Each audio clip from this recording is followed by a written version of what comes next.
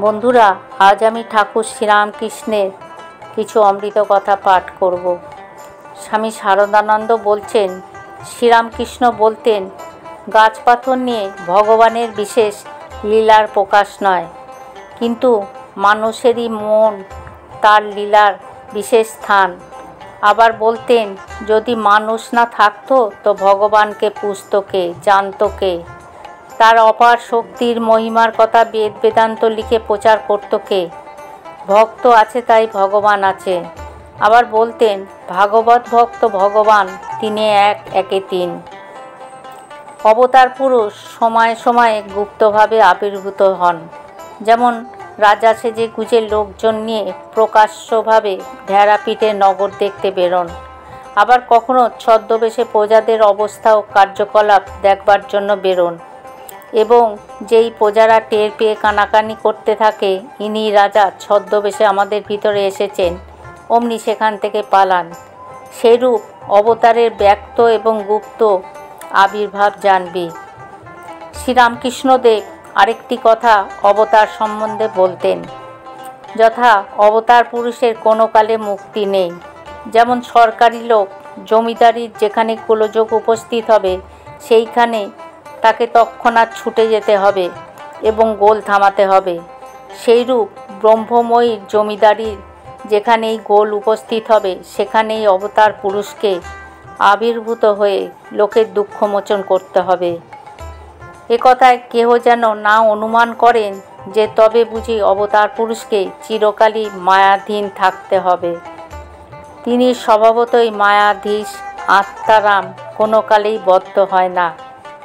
অতএব তার মুক্তি কখন কীরূপে বা হইবে? অবতারই আধ্যাত্মিক জগতের একমাত্র পদপ্রদর্শক। তাদের পবিত্র চরিত্রের পূজা জগৎ আবহমান কাল হইতে অবনত মস্তকে করে আসছেন এবং চিরকাল করবে। ঠাকুর ধর্মলাভ সহজ করে দিতে এসেছিলেন। আচার নিয়মের বাড়াবাড়িতে মানুষ পিষে যাচ্ছিল। ভগবানের ভজন করবার জন্য স্থানকালের অপেক্ষা অনাবশ্যক। যে কোনো অবস্থায় তাকে ডাকা চলে। সূচি অসুচির কোনো তোয়াক্কা তিনি রাখেননি। আর উপায়, যা তোমার ভালো লাগে, সাকার ভালো লাগে তাতেও হবে, নিরাকার ভালো লাগে, লেগে থাকো, ওতেও তোমার উন্নতি হবে। ভগবান আছে কি না সন্দেহ হয়েছে? আচ্ছা, তাকেই জিজ্ঞাসা করো, প্রভু তুমি আছো কি জানি না, তুমি সাকার কি নিরাকার, যেরূপ হও আমাকে বুঝিয়ে দাও। ঠাকুর শরীর দেখিয়ে বলতেন, দেখ, এটা কেবল খোল মাত্র। এই খোলটাকে আশ্রয় করে মা আনন্দময়ী লোক শিক্ষা দিচ্ছেন। সেজন্য এর কাছে এলে, একে স্পর্শ করলে, এর সেবা করলে লোকের ধর্মভাবের উদ্দীপনা হয়ে ঈশ্বর লাভ হয়। কিন্তু খুব সাবধানে শ্রদ্ধার সঙ্গে এটা সেবা করবি। শ্রদ্ধার অভাবে আমি রাগ করব না, কিন্তু এর ভেতরে যে আছে সে যদি একবার ছুবলে দেয় তাহলে জ্বালায় অস্থির হয়ে যাবি।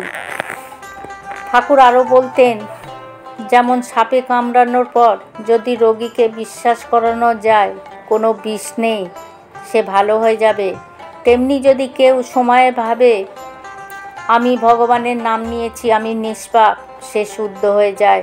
আমি পাপী, আমি দুর্বল, এই ধরনের চিন্তা যত আমরা ত্যাগ করব ততই আমাদের মঙ্গল। সর্বশক্তিমান ঈশ্বর সকল মানুষের মধ্যে বাস করেন। আমরা ঈশ্বরের অংশ, আমরা তার সন্তান। কি করে আমরা দুর্বল হতে পারি? তার কাছ থেকে আমরা শক্তি লাভ করি। আমরা কখনোই দুর্বল হতে পারি না। তাই নিজেকে দুর্বল ও পাপী মনে করা সবচেয়ে বেশি পাপ। গৃহস্থের জীবনযাপন করে কি তত্ত্বজ্ঞান লাভ সম্ভব? অনেকে মনে করে যে বিয়ে করে সংসার করলে আত্মসংযম অভ্যাস করা অসম্ভব। এটা সম্পূর্ণ মিথ্যা। গৃহস্থের পক্ষে ইন্দ্রিয় সংযম করায় বাধা কোথায়? শ্রীরামকৃষ্ণ বলতেন, মন আর মুখ এক করলে সব কিছুই লাভ করবি। ঠাকুর বলতেন, এখানকার যা কিছু করা সে তোদের জন্য, ওরে, আমি 16 ট্যাং করলে তবে যদি তোরা 1 ট্যাং করিস, এর জন্যেই ঠাকুর বিবাহিত জীবনের কর্তব্য ঘাড়ে নিয়ে মহর্ষ আদর্শের দেখিয়ে দিয়ে গিয়েছিলেন। ঠাকুর যদি স্বয়ং বিবাহ না করে বলতেন, তাহলে গৃহস্থরা মানত না, বলতো বিবাহ করেননি তাই এত ব্রহ্মচর্যের কথা বলছেন। বন্ধুরা, আজ এখানেই আমি পাঠ শেষ করছি। জয় ঠাকুর, জয় মা।